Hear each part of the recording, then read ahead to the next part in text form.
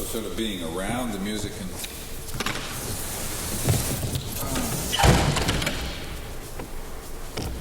absorbing a lot of the feelings and the qualities of it without getting completely stuck in all the rules about it. It's interesting as far as, trying to improvise with Westerners. I mean, obviously, if you want to play Indian music, you got to study Indian music. Study Indian music. You still taking lessons? I haven't for a while. It's been a few years.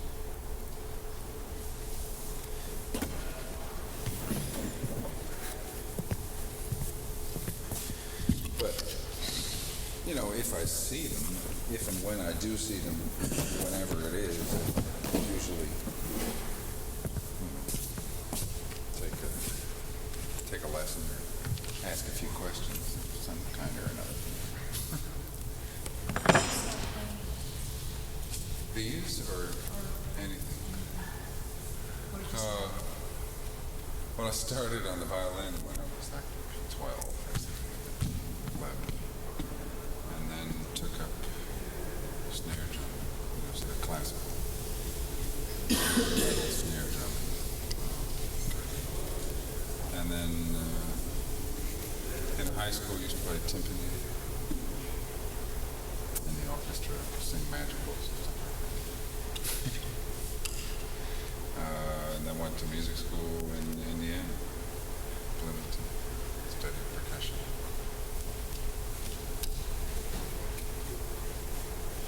And now I'm 35 years old. So I guess I've been playing over 20 years. I first had a lesson on these in 1965. Met Alaraka and Ravi Shankar in 67, 68. And was sort of real gung-ho for a couple of years. Now it's okay. When you're improvising on sitar and tabla, don't you just go pretty much with what you feel rather than sticking to classical techniques? At this point, yeah. I mean, that's an interesting issue, and it was an interesting split. Rhythmic feel is a very sort of square kind of thing. In a sense, it doesn't really swing. I mean, some of the beats do, some of the sort of, light classical or folk beats sort of swing. The basic thing or the basic function of the drummer in Indian music is very much like a metronome. Somebody just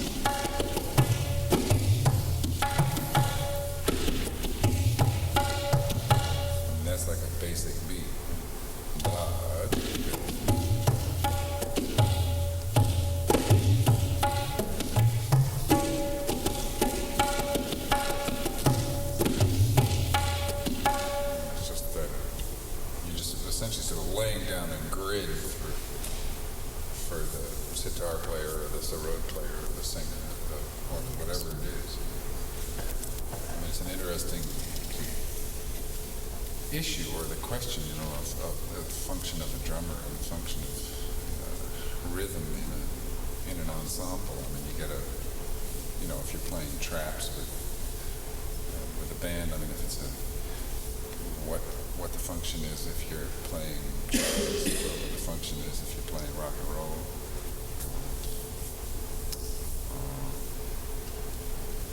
There was an interesting scene once when we played a concert actually with Alaraka. Played with Oregon for one tune. Played this piece that's in 6. And for most of the whole time, he just sat there, just played.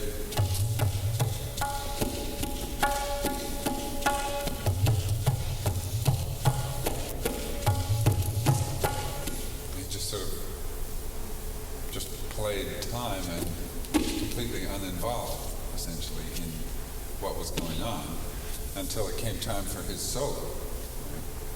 And then we would essentially just go chop the same kind of thing melodically. He's all over the place.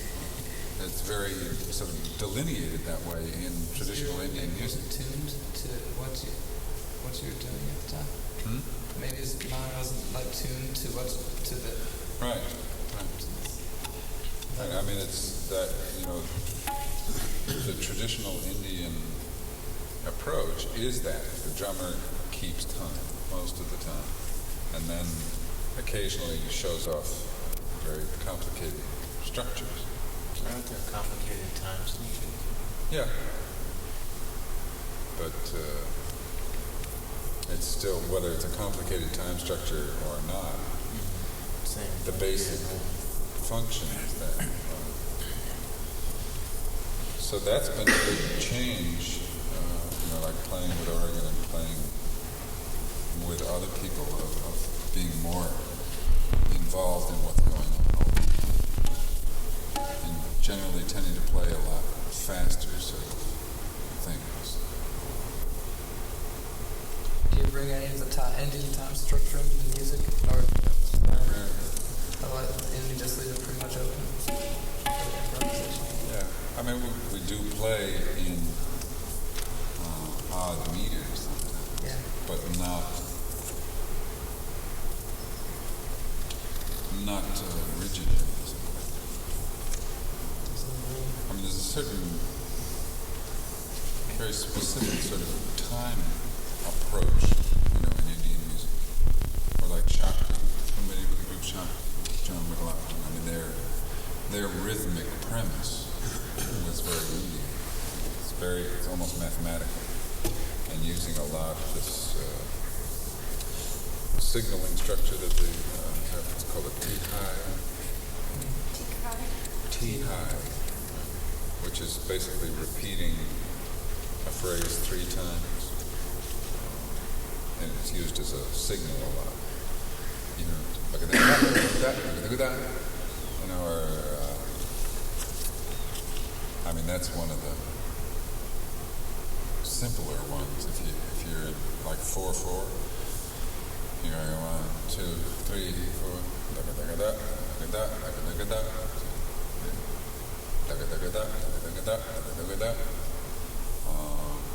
So it's like 3 phrases, but you're within a pattern of 4 with lots of variations on things like that.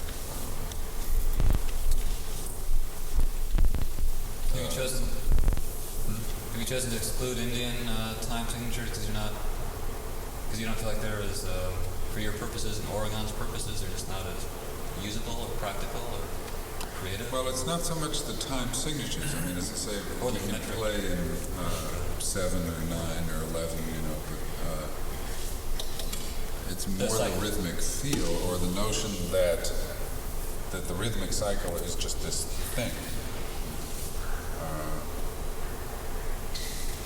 In the Indian concept, it's almost abstract.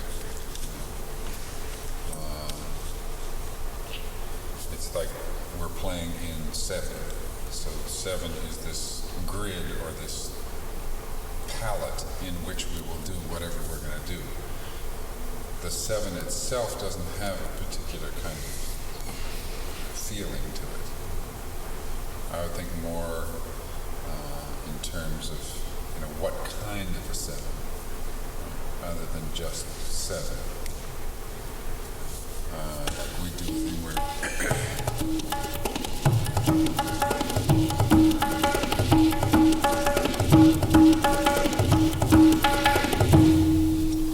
5, 6, 7, 1, 2, 3, 4, 5, 6, 7, 1, 2, 3, 4, 5, 6, 7.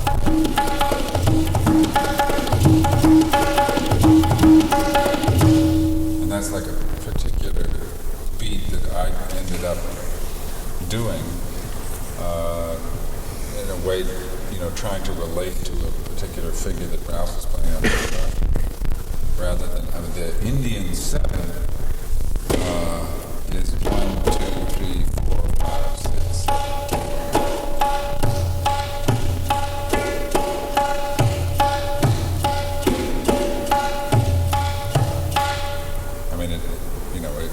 seven, but in and of itself, it doesn't have any kind of shape. It just you're just playing on each beat mostly. I mean, that's the notion of a rhythmic cycle of talas. They don't have there's no sort of syncopation or texture to it. The other instruments in Indian music normally improvise or Yeah.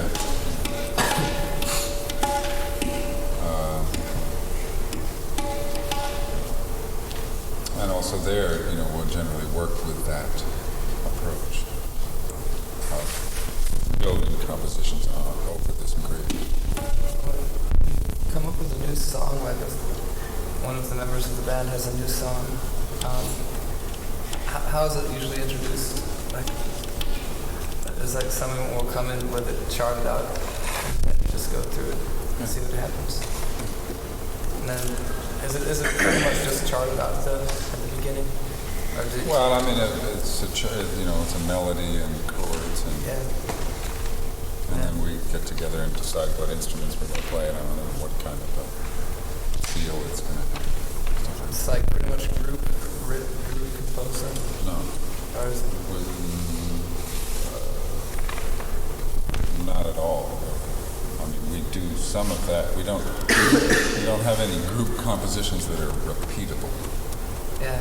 I mean, we improvise totally. Will just get someone on. go like write a bass line, write a rhythm line, write a guitar line, and then give it to everybody?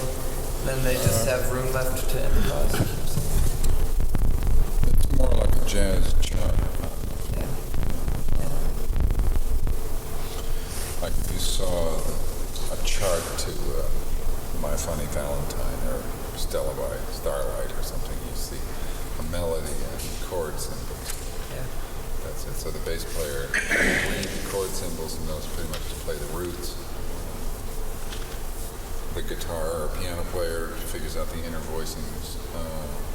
The drummer, his main function is It's all interpretation. yeah, general approach.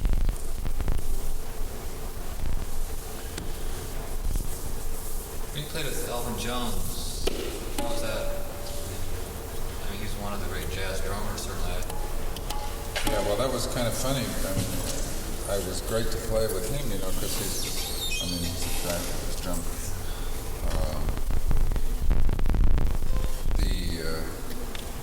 It was interesting, like we did a little drum duet, Yeah. and I don't know what happened in his head, but it was like, oh, okay, we're going to do this. So he started, and I don't know, it's just, Indian. So he started playing this rhythm, boogadoo, bum, bum, bum, bum, boogadoo, bum, bum, bum, bum. It's like, something out of a movie or something, like what Indian music is going to sound like. It was hard to adjust to that. I mean, because again, it's that sort of thing of having studied this stuff and trained in it. I'm more, there are certain tempos. I mean, everybody has certain kind of tempos that you're more comfortable in than others. A lot of my licks work better in one tempo than another. That was not a good tempo for my licks. So I really had to make things up. Because a lot of the stuff, there's sort of certain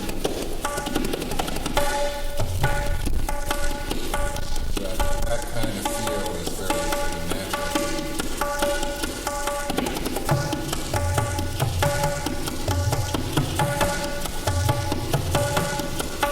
There's a lot of music, obviously, that isn't at that tempo. Or sometimes faster than that.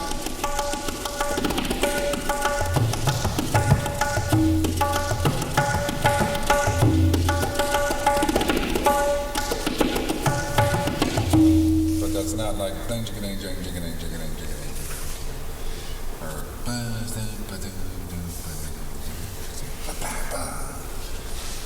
I mean, like what would be called swing time is not particularly indigenous to the album. And there's kind of,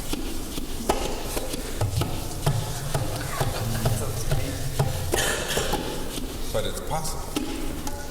I mean, that's kind of been a lot of the process for me, is trying to figure out other things to do with these things other than,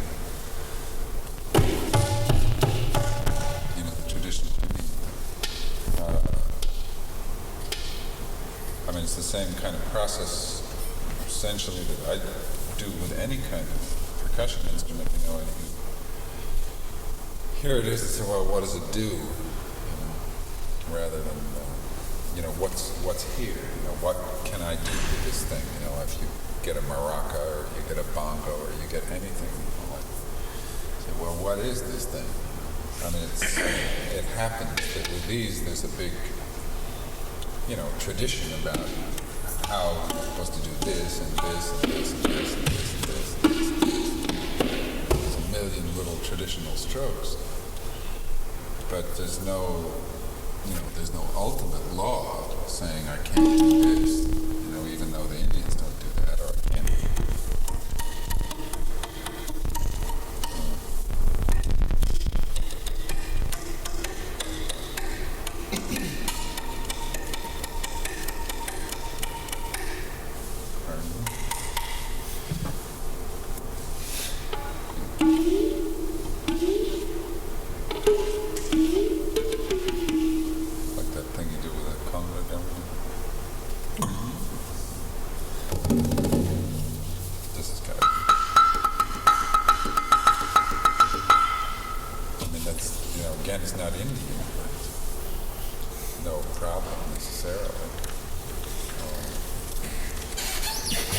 One of the things that has helped me a lot with these has been, you know, essentially using what I learned as a Western drummer and as a Western musician on these, rather than just saying, well, it has to be this way. Things like paradiddles, I don't know whether you know, right, left, left, left. It's a rudimental drum thing. They work great.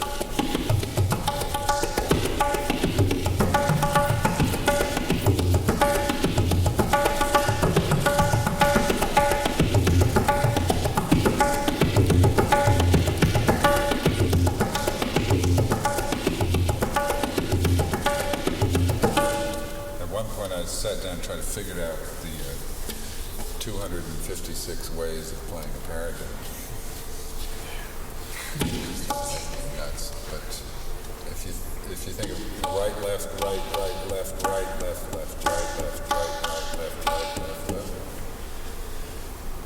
then it's like each hand has four things. Right, left. So then you've got open and closed. So you got open, closed.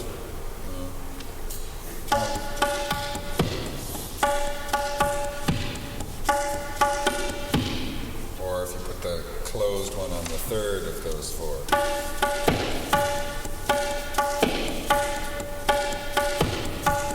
Or on the second one.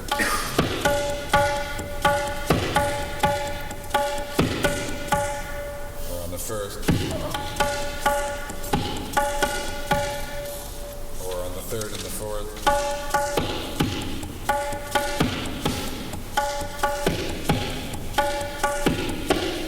Second and fourth.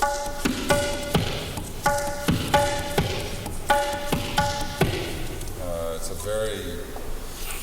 very lucrative thing for hand drumming, you know, especially, I mean, you can do it with congas a lot. I do that same. I have a conga drum which will emerge at some point in the afternoon or the evening, where I took a conga drum and sawed it in half, you know, this way, and put heads on both sides of it so that it's about this high. So I've got two baby conga drums. Was another thing as far as like adapting to being able to play with Westerners, and especially in the context of Oregon. keys, the little conga drums, and the cymbal. I put on a little low stand. So sitting here, I can be Indian, as it were, and then Latin, and then jazzy, without. Because it used to be, I used to have like a conga drum, a big one like this in back of me, and would have to stand up and go back there to play it. So then, as soon as I got there, that meant that was the way I was going to be for the whole tune. Which is not to say that there's anything wrong with that. For me and for what the group has generally been doing, we kind of, float in and out and from one thing to another, without necessarily getting locked into like this whole tune is going to be entirely in a Latin feel. Or this whole tune is going to be entirely in a jazz feel, or this whole tune is going to be entirely in an Indian feel. To have access to all the different things at different times. How has Ala Raka reacted, people like that, to your other Indian tabla players, to your use of the tablas? Well, I think in their heart of hearts, they probably a little judgmental. But generally, it's been my experience with a lot of other things. I know a lot of, traditional Latin conga drummers and traditional African conga drummers. Some traditional East European musicians. Generally, it's been my experience that if you do something, out of some kind of genuine love, as it were, and not with the idea of trying to imitate what they do, that they don't flip out. Like using the tabla is okay if you don't try to do pseudo-Indian music. Same with the sitar. Same with anything, if you just use it as an instrument and you spend time with it and you genuinely respect the instrument and the tradition that it comes from, nobody can really, complain, as it were. But if you get, dressed up in a sari or, put dots in the middle of your head and go out and go, Om Shanti Shanti, and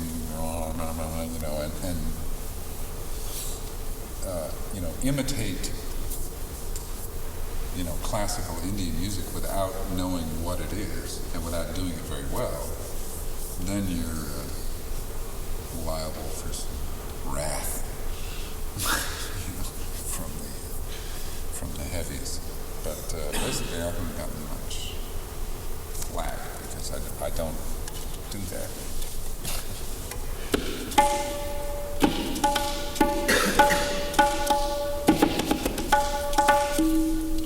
One of the things I had to do was also kind of cut the hands apart. Like the traditional training on these things is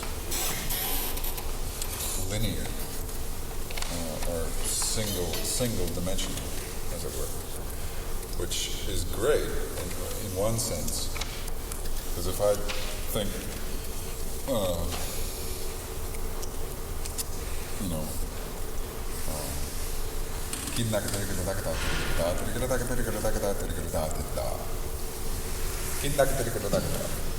that's like one.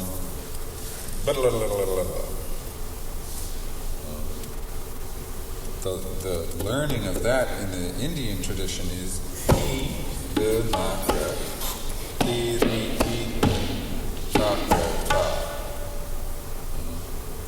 if I had to think left, right, left, right, left, right, it would be kind of hard. It was the advantage of the system is to think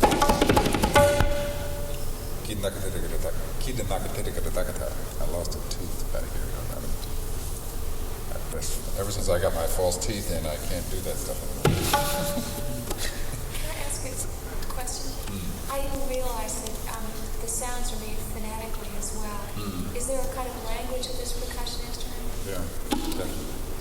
Yeah, it's very, in the case of tabla, it's very specific. You know, I mean, tiri kita means tiri kita. It doesn't mean anything else. This is ta, tin. This is gay, ka. The, I mean, the different syllables, sometimes they get pronounced differently for different sounds. Like that thing where I just said, ki de naka, ki de naka, ki de naka. But generally, anything that starts with the letter K involves the closed sound of the left hand. Anything that starts with a G involves this ge, ga, ge, ra, ga, or ki, da, na, ga. Ki, da, da, da, da, di, mean the same thing. So it's a great way to learn stuff. But then the converse happens too, of not being able to think separately. Part of what I've gotten into a lot playing Western style is almost thinking of these like some kind of a trap set, or working with independence. And you get your left foot to do one thing and your right foot to do another, and your right hand to do it. You almost think of this like as my ride symbol, as it were. Think of this thing as the bass drum.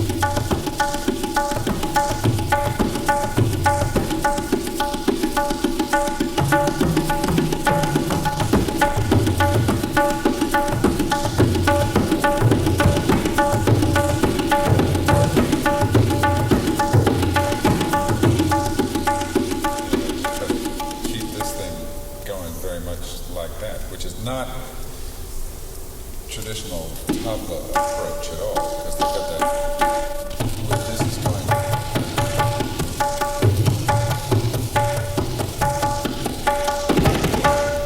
All the little fills and figures involve the hands being linked together. The rolling business is generally a double right and a single left. There's very little that involves a double left, like the snare drum roll, or most of our thing involves.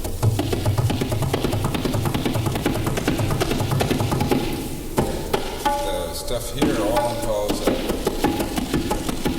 two rights and a single left, and sometimes a single right. Like the basic 8-beat roll is right, left, right, right, left, right, right, left. Right, left, right, right, left.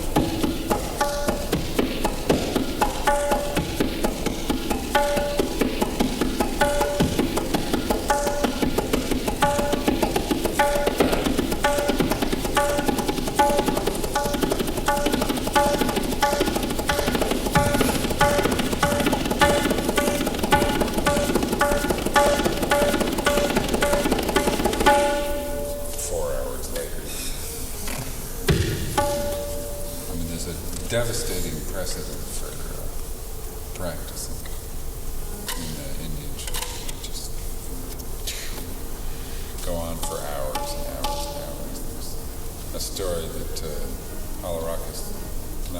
Ravi's teacher used to tell about his teacher from memory.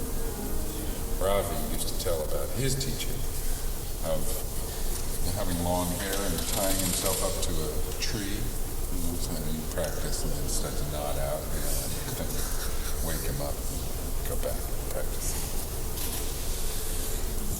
Which is a pretty weird trip. I've never been able to get into it myself. With your left hand on the bias, you always play with your index finger, or do you ever, like, do you play ga or gay with your middle two? I use the first two.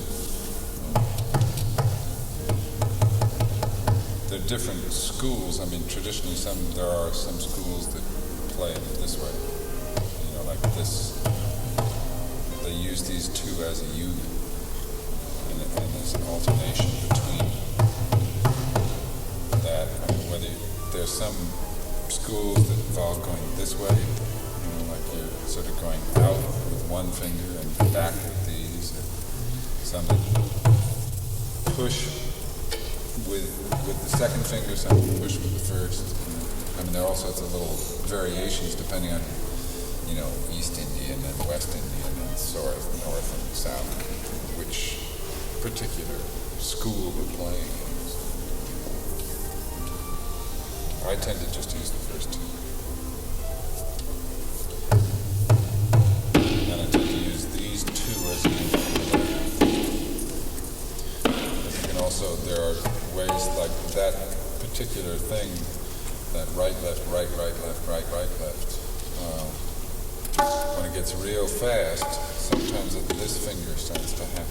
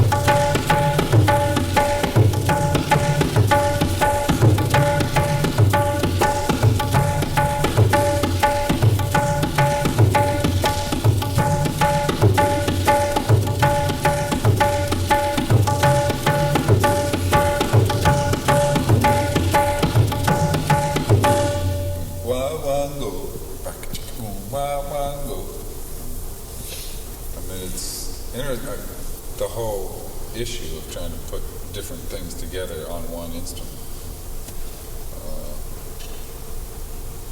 But still, ultimately, it's got to, you know, feel right or have a purpose in it to just do that. To say, look, you know, here I can do this. You know, it's sort of a funny posture. I mean, I still haven't used that ever. But I might. So far it hasn't seemed appropriate. The great question, is it appropriate? Is it going to help the music that it is playing now? So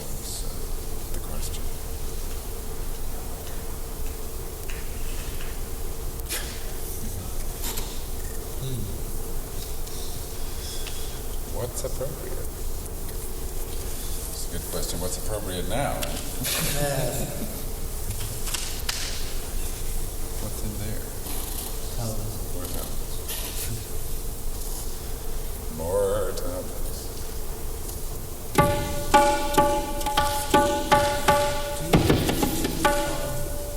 Dials? Do you use two of the right drums? These? The little ones? Yeah. Yeah, it's fine. It's right here. I've seen you have two on stage. You ever play both in the same piece? All three in the same piece? Yeah. A lot. Was that traditionally accepted? No, I mean it's the same thing where that's mainly a function of key. Like with traditional Indian music, they always play in the same key. You know, I mean, in the course of a concert, you're not gonna, the sitar player is not going to start out in C major and modulate to A flat. How do you overcome that when you sit down? I added frets. Yeah? So you got, what, the full It's a chromatic? full chromatic. How many frets did you add then? What, 3? 4. The one's up on the top, Yeah. towards the bottom, whatever it is.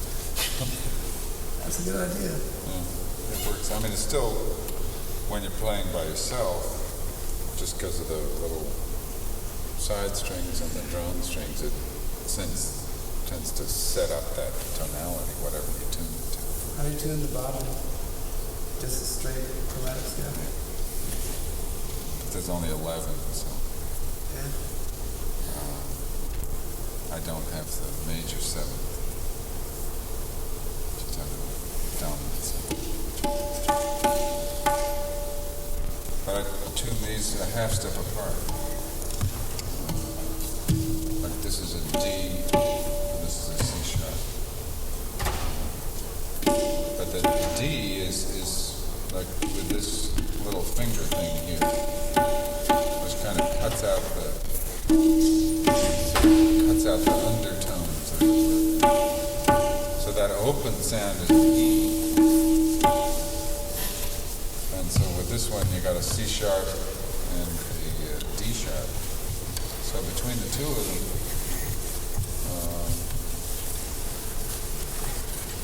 I got a C sharp, a D sharp, and an E. So one of those 4 tones is going to fit with just about any chord you could possibly dream up, or will at least not clash with it desperately. So when playing harmonic music like with organ, for instance, I keep both of these, but I generally tend to still. I'm thinking of them either this way or this way. I'm not. Sometimes I do this.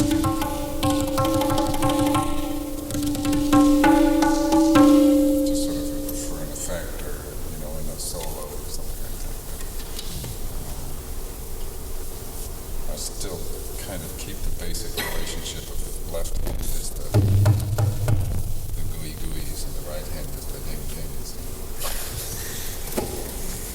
How many strings do you play on that, John? How many strings do you use to press down to get the notes? Do you use just the first 2? Mostly, yeah. Sometimes Except use the third? Yeah. Did you put another gauge string on that third? Do you keep them both tuned to the same note though?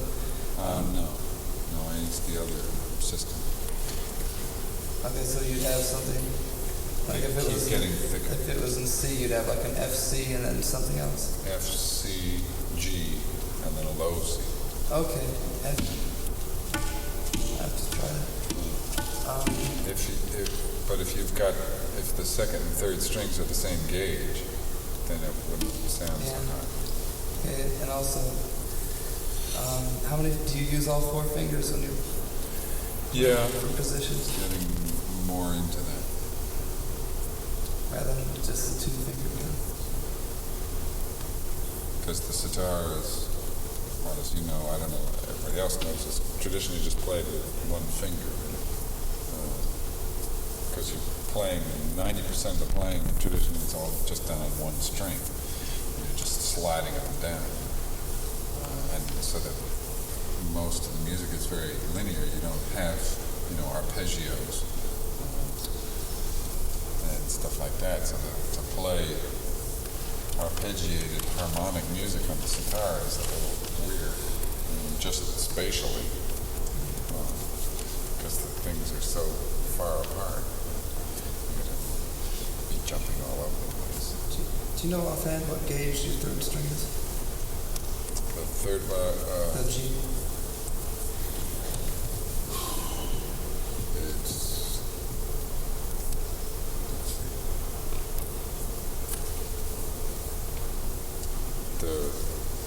The playing string I use is 12 thousandths. The F. The G. Oh, the F. The F would be, what are gauges go upside down?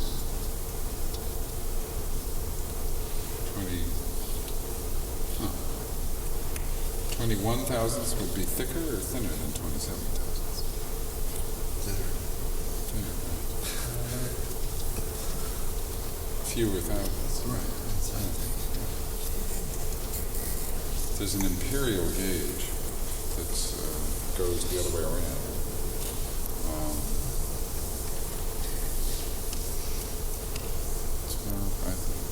The figures I remember are 12, 21, 25, and 27. It's like 12 thousandths is the playing string, the F. Five string bump like piano string. It's like the first string, the playing string is just music wire, high carbon steel. And then the other three are phosphorus bronze. The sort of brownish ones like on a harpsichord. If you can get in touch with, find a harpsichord maker, you're in luck. Using the traditional sitars, they use catgut. No, same stuff. They've had metal for a long time. I mean, I think sitars and the general quality of steel obviously has gotten better in the last century than it was.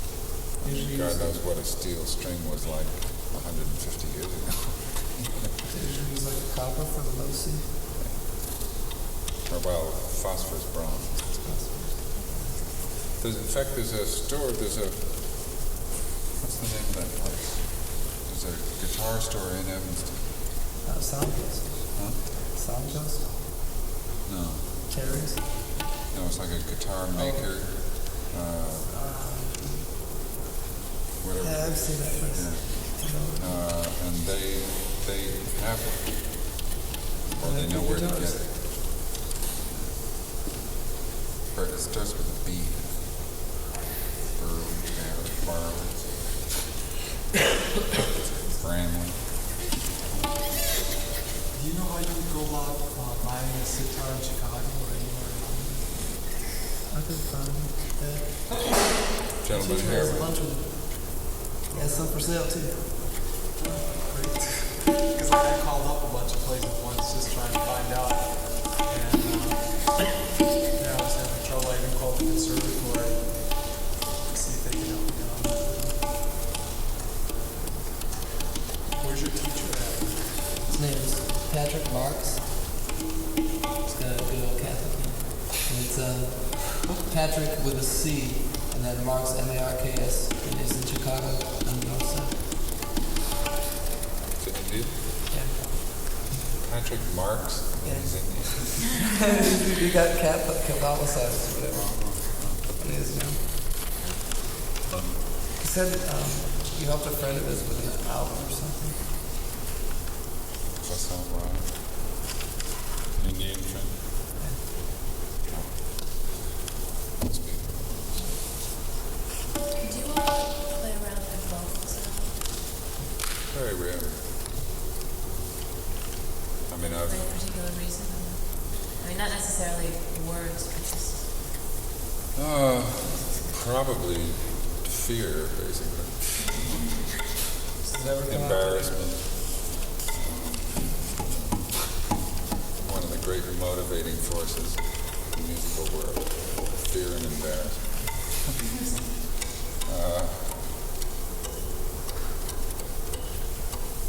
I think that's probably the main. Actually, I mean, you could get sort of philosophical and say that, an instrumentalist's voice is his instrument. This is what I speak through, Well, the voice can be just as much of a technical instrument as Yeah, right.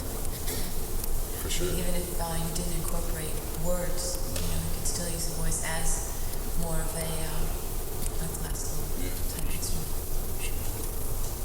Yeah, I mean, absolutely. I'm all in favor of it. I'd keep trying. I just think it would be really interesting to hear vocals with your music. Yeah, once in a while. On the Cadona album, was that you or Don Cherry? That was me. I mean, I'd get into it in other contexts. We just did another record, also a lot. Even more vocals and making sounds and stuff like that. The same record? You and who? Don Cherry and Nana Vasconcelos. You did another one? Pre-CO? When's that going to be out? Probably January, February. Along the lines of... Yeah, along the lines, farther along down the line from wherever that was.